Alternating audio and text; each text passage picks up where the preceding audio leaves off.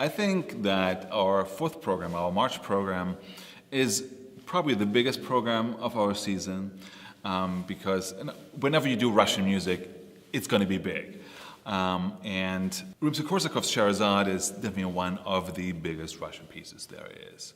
It is something that will sweep you away. And it's something that in Stanford we haven't had the chance to do too often. So I'm really, really proud to put a big orchestra on stage, and so that everybody's just blown away. And I think that that's exactly what will happen. Rimsky-Korsakov's Scheherazade is based on the tales of the Arabian Nights, where the Sultan is upset with women and for 1001 night needs to be entertained. And so until he meets this girl who actually volunteers. She wants to end the bloodshed, and she volunteers and tells him all these stories. And they are done in a way that they're never ending. One major part of the narrative is the violin solo for the concertmaster. Now, concertmaster is Eckart. She will be playing the part, when she plays a solo violin, of the girl who is telling the stories. She kind of weaves these stories together, only accompanied by the harp.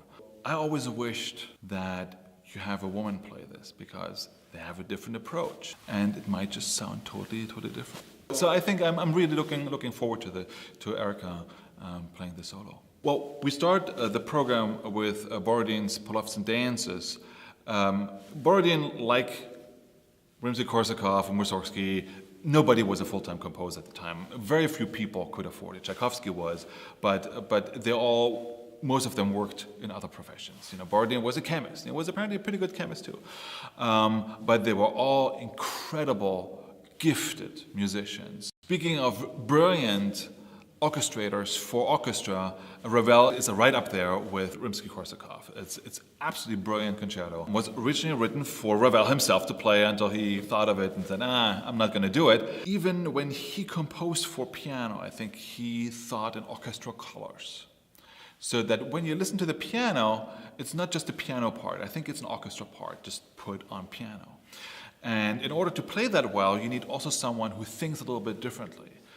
Because very often pianists just play the piano and there's all just piano colors. But Jeffrey Kahane is also a conductor down in LA. So he has a dual career going on where he plays the piano. He started out as a pianist, but he's also a conductor. So he thinks as a conductor as well, and he I think thinks about music in orchestral colors as well. So I think what's going to happen is that we have the piano playing in all these orchestral colors and the orchestra playing orchestral colors. So it's going to be just this, wonderful interaction between these two different orchestras.